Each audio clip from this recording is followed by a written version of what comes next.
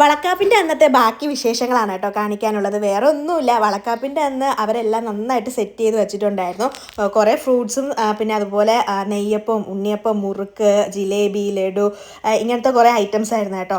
ആർക്കും ഇതിനെപ്പറ്റി ഒരു ഐഡിയ ഇല്ല, എന്ത് ചെയ്യണേ എങ്ങനെ ചെയ്യണമെന്നൊന്നും. എനിക്കും വലിയ ധാരണയൊന്നും ഇല്ല കേട്ടോ. അപ്പോൾ ഞാനിങ്ങനെ ഓരോരുത്തർക്ക് ഓരോന്ന് പറഞ്ഞു കൊടുക്കുന്നുണ്ട്.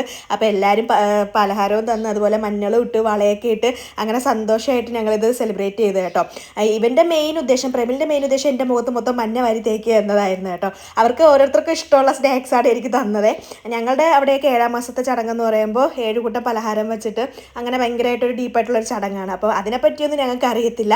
എന്നാലും ഞങ്ങളെക്കൊണ്ട് പറ്റുന്ന രീതിയിൽ സന്തോഷമായിട്ട് എല്ലാവരും അത് സെലിബ്രേറ്റ് ചെയ്തു. അത് കഴിഞ്ഞിട്ട് മെയിനായിട്ട് ഞങ്ങൾ ഫുഡായിരുന്നു കേട്ടോ. ഞാൻ ഈ ഒരുങ്ങുന്നതിൻ്റെയൊക്കെ തിരക്കിൻ്റെ ഇടയിൽ എന്ത് ഫുഡാണെന്നൊന്നും അറിഞ്ഞിട്ടില്ലായിരുന്നു. ഇതെല്ലാം അവരെല്ലാവരും കൂടെ ചേർന്ന് സെറ്റ് ചെയ്തതായിരുന്നു. നെയ്ച്ചോറും ചിക്കൻ കറിയും അതുപോലെ ചിക്കൻ ഫ്രൈ, സാലഡ്, പപ്പടം, പാൽപ്പായസം, ഇതായിരുന്നു കേട്ടോ സ്പെഷ്യലായിട്ട് ഉണ്ടായിരുന്നത്. അപ്പോൾ അവരെല്ലാവരും കൂടെ, ഞാനാണല്ലോ ഇന്നത്തെ മെയിൻ ആൾ, അപ്പോൾ ഞാൻ തന്നെ ആദ്യം കഴിക്കണമെന്ന് പറഞ്ഞിട്ടുണ്ടായിരുന്നു കേട്ടോ. അപ്പോൾ എനിക്കായിരുന്നു ആദ്യമായിട്ട് ഫുഡ് എടുത്ത് തന്നത്.